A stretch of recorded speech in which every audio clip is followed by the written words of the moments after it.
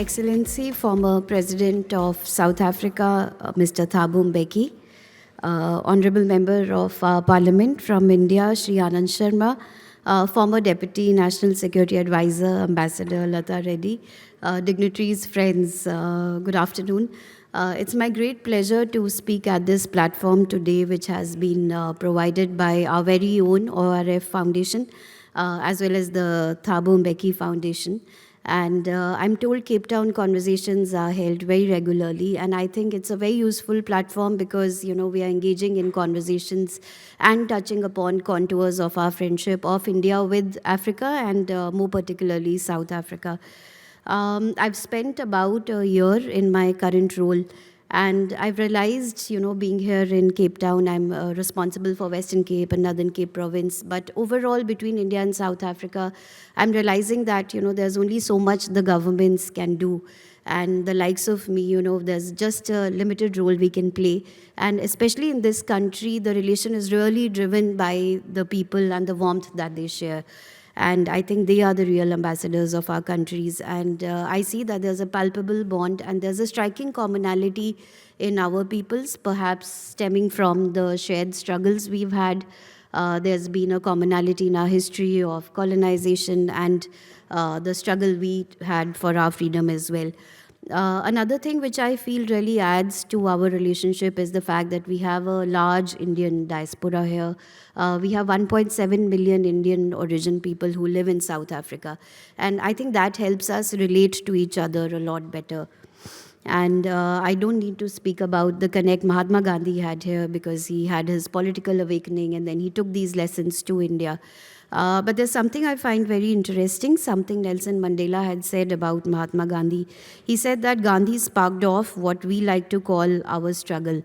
And I think it's interesting because it was the continuity in our aspirations, how one motivated the other, and it is this bond that we continue to take forward.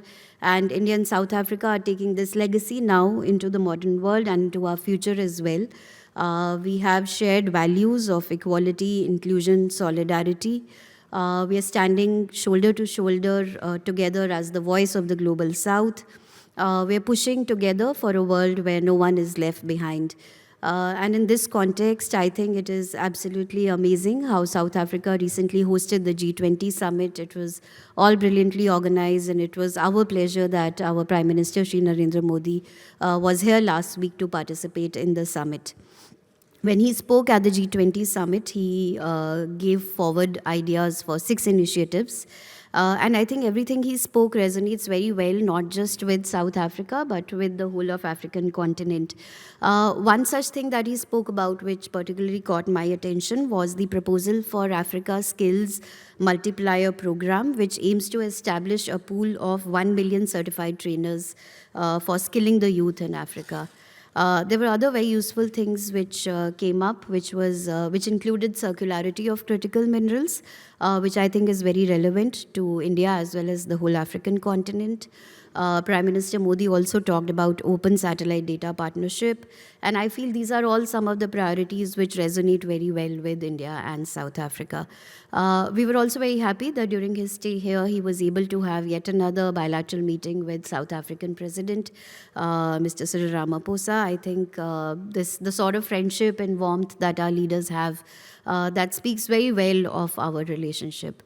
I'd like to stop here, but I'll just like to add in the end that I think South Africa has just hosted the G20 summit. We are very glad that now South Africa is going to get ready for hosting the World Cricket Tournament in 2027. And I just want to assure everyone that India will be there as you host the tournament. We will be in the stands, we will be on the field, we will be playing together, and we will be cheering South Africa like we always do. Thank you so much. Thank you. President Mbeki, Your Excellencies, ladies and gentlemen, as we conclude what we can all agree has been a very successful session of the third Cape Town conversation, mine is to deliver a very, very short vote of thanks on behalf of the Thabo Mbeki Foundation. Well aware that we were promised lunch at 2, and so I intend to be as short as I've promised. First and foremost, I must thank our co-hosts and fellow travelers on this journey, the Observer Research Foundation. to our brother Samir and your team, specifically Pulkit, Shub, and Sukmani. Thank you for your rigor and your friendship. You are truly the engine of the success of this event. To make a gathering of this magnitude possible, it requires partners who do not just simply write checks to us or send us money, but who believe in a vision for an African renaissance and a just global order. Specifically, we extend our heartfelt thanks to the ABSA Group, to Anglo Gold Ashanti, and to the United Nations in South Africa. However, as we prepare to leave this hall this afternoon, we must pause for a moment of sober reflection. We're currently witnessing the completion of a historic 4-year cycle of the developing nation G20 presidencies, from Indonesia to India to Brazil, and now concluding with South Africa in 2025. We have held the pen, but the question that must confront us now is, what do we do tomorrow? We've spent 3 days under the banner of renew and rebuild, shaping a just global order. Thinking and dialogue are definitely important. They are the seeds of change. But as the Thabo Mbeki Foundation, our fundamental interest is praxis, as President Mbeki was eloquently stating a few minutes ago. It is action. It is a tangible application of the ideas we have debated and discussed here.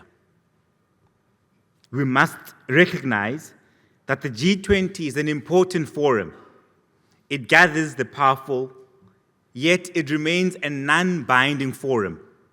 It cannot be our only hope.